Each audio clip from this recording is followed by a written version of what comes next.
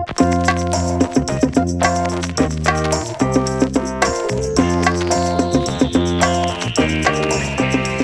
let's get started with Plot Factory for those of you who just want the quick and dirty. Here's your main dashboard. This is what you're going to see when you first sign up and create your account, although yours will not have this much content. A quick rundown: we've got announcements over here, we've got notifications here, we've got your current subscription and the ability to upgrade here.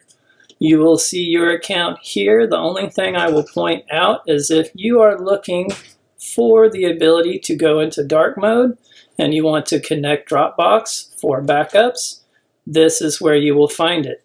Resetting your password and important stuff there.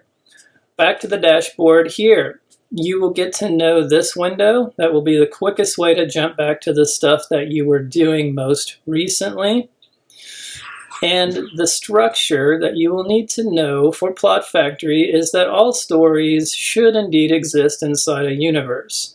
So if you want to start with creating a universe, you come here, click the button, and create a universe. Here's my test universe, where you can fill in summary, you can fill in these properties by adding them. You can add a text one that you can fill in what you want it to be over here and add the items over here. A list one allows you to add multiple items. If we go back, you will see on our left menu bar, once I clicked into a universe, it added this universe menu. Here is my main menu. Again, here are my universes. Here's a universe that's more established. I click into it, the universe tab is added again. So main menu, universe menu. Now I'm looking at the stories and characters and places that all exist within this universe. If I click, so you'll see here there are some characters like Bahadir Pasha, that if I go back up to here and click into this specific story and go back to characters, Bahadir Pasha is no longer in this list because while he is in this universe, he is not in this particular story. Now the universe tab has morphed to the story tab. So I can always go back over into a universe if I choose. Here's the quickest way to kind of go back: story, the list of all stories in my universe. If I stay in the story tab, we now have some general information I can add about my story. Here again is the list of the characters that are in this specific story. And if I don't have any yet, because I'm just starting out, here's where I can create a character. If you create a character, you can use a template that will auto load in some of these fields for you so that they will be the same every time. If you're just getting started out, you can use the defaults. And so again, this just has the sort of title of the property, and then you can fill in the information accordingly on this side: title, description.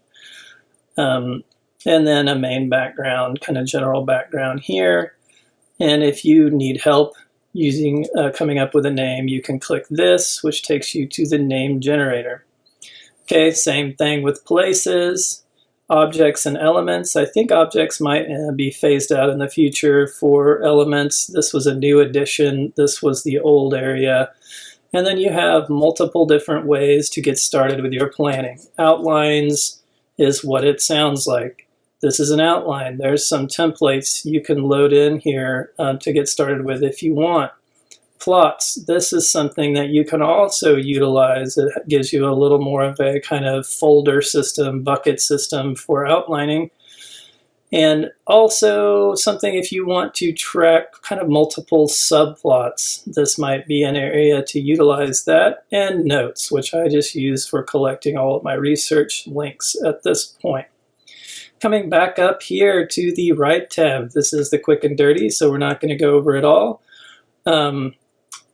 Write as in WR, but then if we shoot over to write as in RIGHT, you will see the ability to navigate within the chapter and scenes. So if I open up my first chapter, I have all the scenes. I can go up to the beginning of the story, click on any of these to navigate your way around the story, zip all the way down to the bottom of the story. You can use this to add a new chapter. You can use this to add an extra scene. Notice you can come in and I can add a scene here. If I realize I need to add another scene anywhere in the story, I don't have to add it at the end and then move it. The last thing I will touch on is one more method of outlining and planning you will need to know about is right here, Beats mode. This utilizes the same buckets, the same chapters and scenes that I am using, and allows me to come in and create a quick synopsis, quick notes for each of these chapters and scenes so that they are attached. What I love about this is what I use, the Beats mode. What I love about this is that each one of these little boxes or buckets, these beats, is attached to my narrative scene already. So I don't have to create an outline and then create the buckets again in my narrative. I can just create them once. If I created them in the Beats mode first, they would be blank when I turned over the narrative page. If I created them here first, as in this example, then they are blank in the Beats mode, but then I can go in and fill them in either way and only have to make them once.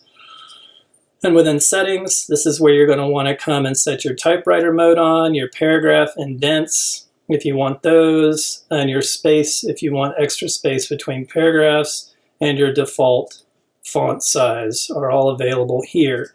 Typewriter mode means that if I am moving down as I type, my screen is scrolling so that my cursor always remains in this sort of 2/3 of the way down part of the page. Wonderful addition just released in this latest version. And then you'll see word count for the scene, word count for the chapter so far, and word count for the entire project. You will also be able to set session goals. Here again is an option to get to the name generator. A simple search and replace is here, and you are able to create multiple drafts and navigate between them by clicking here. If you want to get rid of these bars, some of these to have a little bit more of a distraction-free writing environment, that is also possible. Well, that is about it for the quick and dirty.